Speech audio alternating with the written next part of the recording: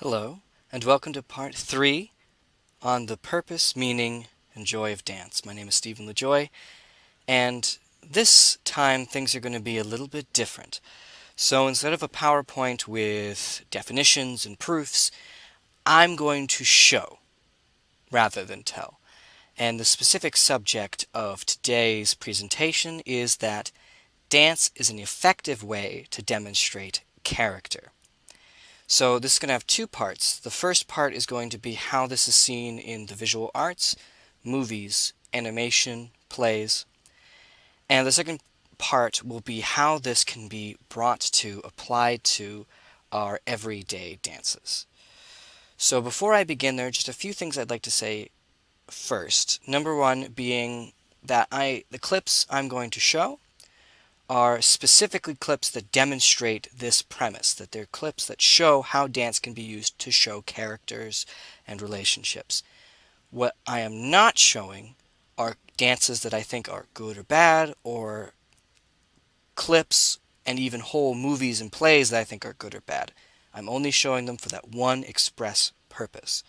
To that end, the second point is that I'm going to have the volume very low for these because I want to sort of abstract the dance, pull it out, so that you're focusing on that more than anything else. So that the major cues that you're getting are from the dance itself, not from the music.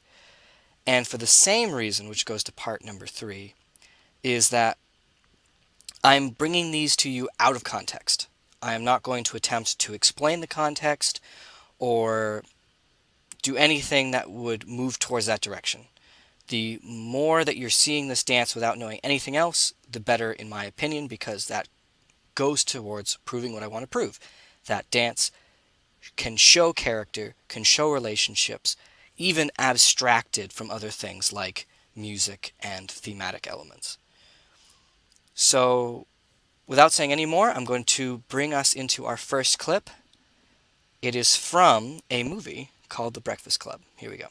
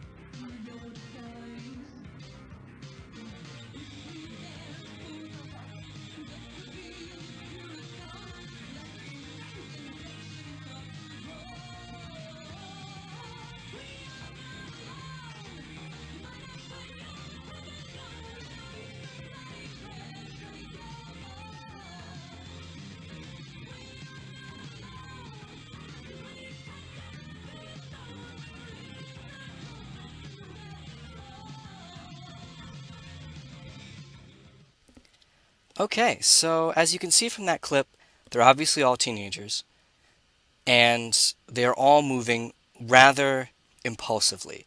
They put on this song and they're moving to the music. This is not a prepared dance. This is not some sort of performance. They are moving how pretty much a teenager would. They're feeling the music and they're just expressing themselves through it, which of course brings some pretty interesting results. Of course, you have the fellow in green who has very sort of clunky, sort of not really quite put together movements. As an American who grew up in a normal American high school, the word that comes to mind is nerdy. And this, once again, isn't to say bad, but that is who he is, and you can tell that immediately based on how he moves. Whereas the fellow in the plaid, not just based on his hair and what he's wearing, but just the way that he moves erratically and chaotically. At the beginning, he's on top of a statue just shaking it. It tells you something about him, that he is certainly a little more unhinged than the fellow in green. That if you wanted somebody to write a paper for you, who would you go to? The fellow in green. But if you want somebody to go out, for a night in the town, it's probably going to be the fellow in plaid instead. And even among the two girls that are depicted, one is clearly more rhythmically inclined. She has better dance moves. And the other one is clearly very much coming in on herself. Her dance is very much her own and not really for anybody else. And you can tell just by the way that she moves. But what can you also see? You can also see how, towards the end of the clip, how they start coming together. So you have these people who start off doing all their own things, yet the music starts to bring them together. And so if you watch the movie, I bet you would not be surprised if you see that sort of thing happen over the course of the whole movie. Yet that whole arc of all these characters is demonstrated within a minute. So I'm going to stop there for the first clip. I'm going to move on to the second clip, which is from a ballet called Don Quixote. Let us begin.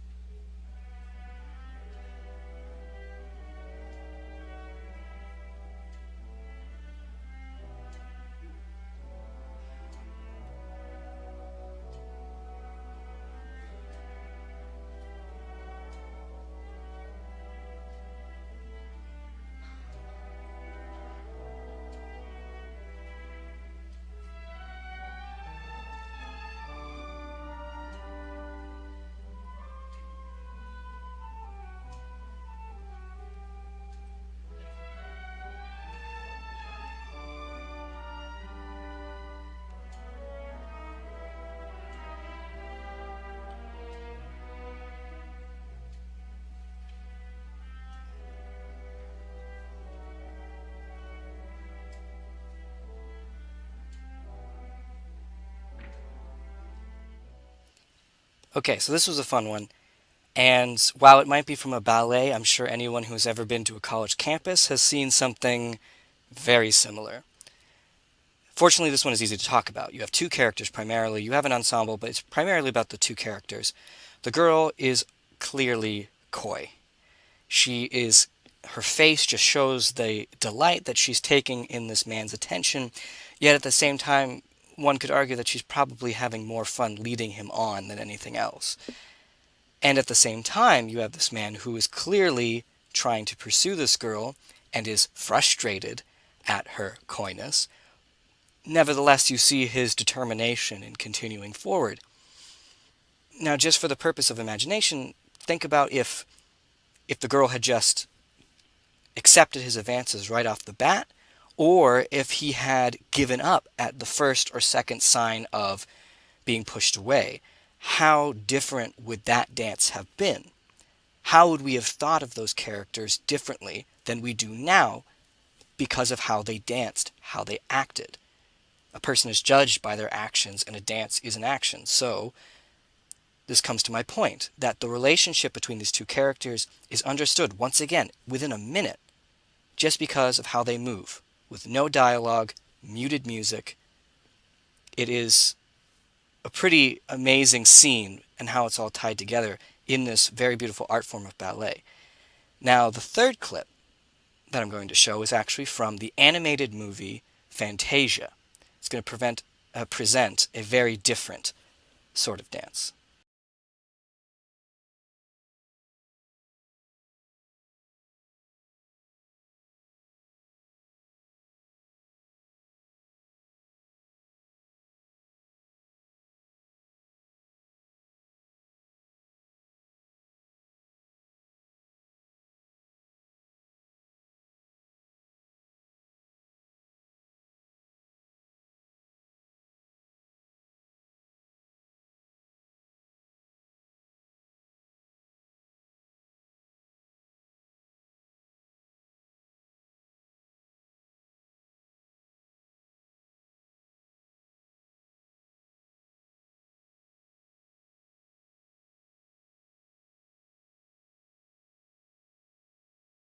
Pretty frightening, in my opinion.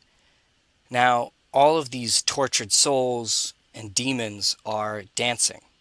But of course, their dancing is very different from the dances that we've seen previously. Their movements are frantic and jarring. It imitates, in a way, the movements that you might see at a at a bacchanalia or some modern excessive club, but there are a few key differences. The first being the pain. They're on fire, and for many of them you can tell that. They are not having pleasure like you would at a club. They are in pain. All the things that they have taken pleasure in have now been turned into fire. This is being a depiction of hell. And beyond that, whereas at a club, either your attention is on another person or it's entirely selfish, it's focused on yourself. Here, for the most part, they're all focused on this demon, the devil, who is controlling them, who is burning them.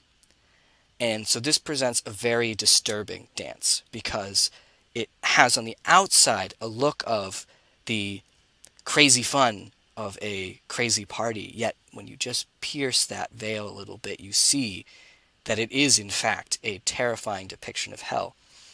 But let's not leave the devil out of this. He has some motions as well. One could hardly say that he is a full dance. But in that little brief clip, you see his motions are incredibly strong and masculine. At least that's how he's presenting himself. And so what I would invite you to do is to actually watch this whole clip because, and I'll say one thing about it is that you only see him from the waist up because waist down he's trapped. He's stuck in those fires himself. He's stuck in that mountain.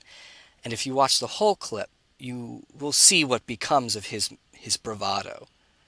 And for the theological, that might present an interesting point.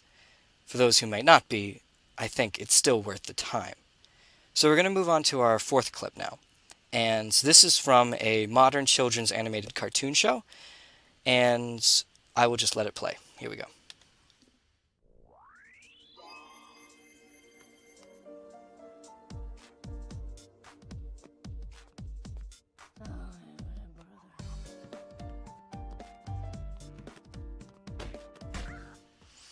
Okay, so this is probably the most evident and the shortest of the clips that I have presented today. So you have the taller character who is clearly using a ballet form and is clearly put off by the partner. So in just moments, in seconds, you can see that this is a person who is very proper at best and perhaps judgmental at worst. Yet, we have the other character, the shorter one, who is clearly uncouth, who's using a very modern style, essentially twerking. And once again, at best, it might show someone who's a free spirit, but at worst, she's unwilling to meet the partner halfway. They're both really unwilling to do that. They're unwilling to cooperate, and they're both trying to control their dance their own way. And of course, what happens? It doesn't work. It fails because they're trying to dominate each other, whereas a dance is a partnership. So once again, in less than 20 seconds, if I were to ask you, give me a paragraph on their relationship, no one would be saying, oh, it's just great, that it's just fine. No, there are clearly problems, not only that stem from their great differences in style, but also from their inability to change for the other or to even help the other to change in order to actually have a dance that functions. They can't function as a unit. And so if they can't function as dancers, they're not going to be able to function as two people working together in really any other task. So with these 4 clips, I believe I have shown that dance can be used to show character and relationships in a very bold and dynamic way. So from that, I have 2 exhortations. The first being to filmmakers, playmakers, story makers of all sorts, put dance into what you do because it allows you to tell the story you want to tell in a quicker and more definitive way. It allows you to craft a story that isn't just consisting of 2 people talking shot, reverse shot, or 2 people on a stage just yakking. It is a dynamic and engaging show for the audience, which gives them perhaps more information faster than you can through ordinary dialogue. And it need not be reserved just for a musical or for a play or a ballet, that it should be applied to and used in many other visual mediums. I think that it could be very useful in that regard.